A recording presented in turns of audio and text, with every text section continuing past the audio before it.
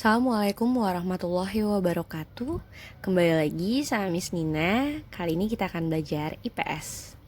Materinya masih sama seperti pertemuan minggu lalu, namun hari ini kita akan membahas tentang perkembangan Laut Indonesia.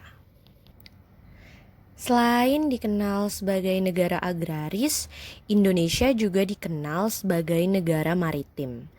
Ada yang tahu arti negara maritim itu apa?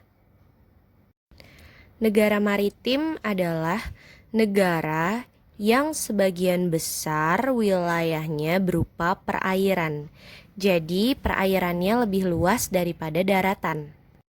Indonesia termasuk negara yang memiliki laut terluas di dunia. Kalian bisa lihat pada gambar ini, semua pulau dikelilingi oleh lautan. Wilayah laut teritorial di Indonesia mengalami perkembangan yang meliputi semakin luas wilayah perairan Indonesia. Tak hanya ikan, perairan Indonesia menyimpan kekayaan terumbu karang terbaik di dunia. Laut Bunaken di Sulawesi Utara memiliki keragaman terumbu karang terbaik di dunia. Indonesia merupakan salah satu penghasil ikan laut terbesar di kawasan Asia Tenggara. Itu karena perairan laut Indonesia paling luas di antara negara-negara lain di Asia Tenggara.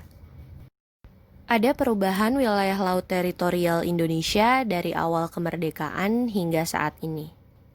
Karena kita terakhir dijajah oleh Belanda, jadi hukum yang kita pakai adalah hukum Belanda.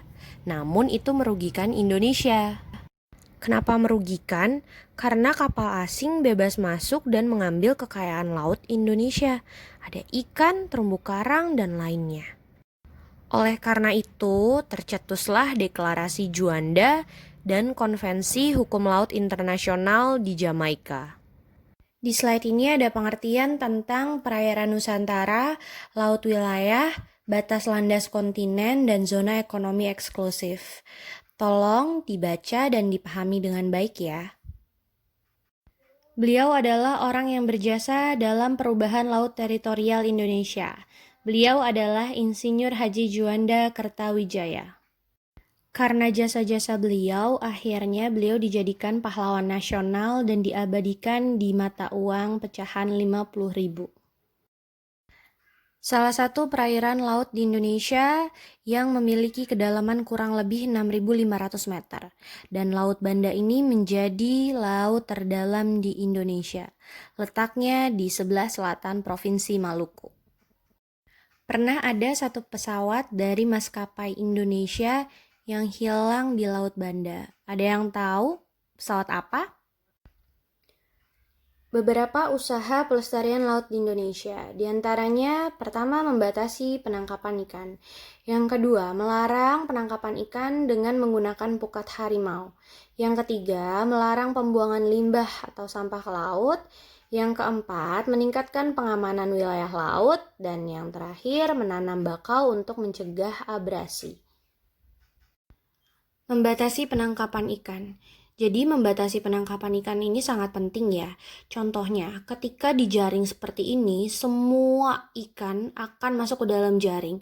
Nah, ikan yang kecil-kecil harus dikembalikan lagi ke laut. Yang boleh diambil ikan yang sudah cukup umur. Kenapa ikan kecil atau ikan yang belum cukup umur harus dikembalikan ke laut? Supaya ikan tersebut bisa tumbuh besar, bisa bereproduksi. Kalian sudah tahu kan arti reproduksi itu apa? Selanjutnya penggunaan bahan peledak. Nah, bom ikan ini biasa terbuat dari potasium nitrat, batu kerikil, dan minyak tanah yang dimasukkan ke dalam botol. Efek dari penggunaan bahan peledak ini adalah biota laut yang tak hanya ikan akan rusak. Jadi di dalam laut itu kan ada terumbu karang, ada ikan-ikan, itu semuanya rusak. Terus hasil tangkapannya juga itu nggak enak, ikannya mudah busuk. Nah, ini yang paling bikin sedih ketika melihat banyak sampah di lautan Indonesia yang indah. Jadi ini akibat dari membuang limbah atau sampah ke laut. Hewan-hewan laut ini tidak bisa membedakan mana makanan, mana sampah plastik. Akhirnya dia makan sampah plastik. Ketika hewan-hewan tersebut makan sampah plastik, itu akan merusak sistem pencernaannya. Nanti kalau sistem pencernaannya sudah rusak, hewan tidak mau makan lagi, akhirnya mati. Pengamanan wilayah laut ini sangat penting karena wilayah perairan laut Indonesia itu sangat luas. Jadi jika ada kapal asing yang ke Indonesia ingin mencuri ikan, itu bisa langsung ditindak. Yang terakhir, penanaman pohon bakau. Jadi pohon bakau ini dapat mencegah abrasi dan erosi di pinggir pantai. Terus juga akar pohon bakau ini bermanfaat sebagai tempat habitat beberapa jenis ikan, kepiting, dan lobster. Selesai sudah materi IPS di bab 1, perubahan wilayah provinsi dan laut teritorial Indonesia. Sampai ketemu di bab 2. Wassalamualaikum warahmatullahi wabarakatuh.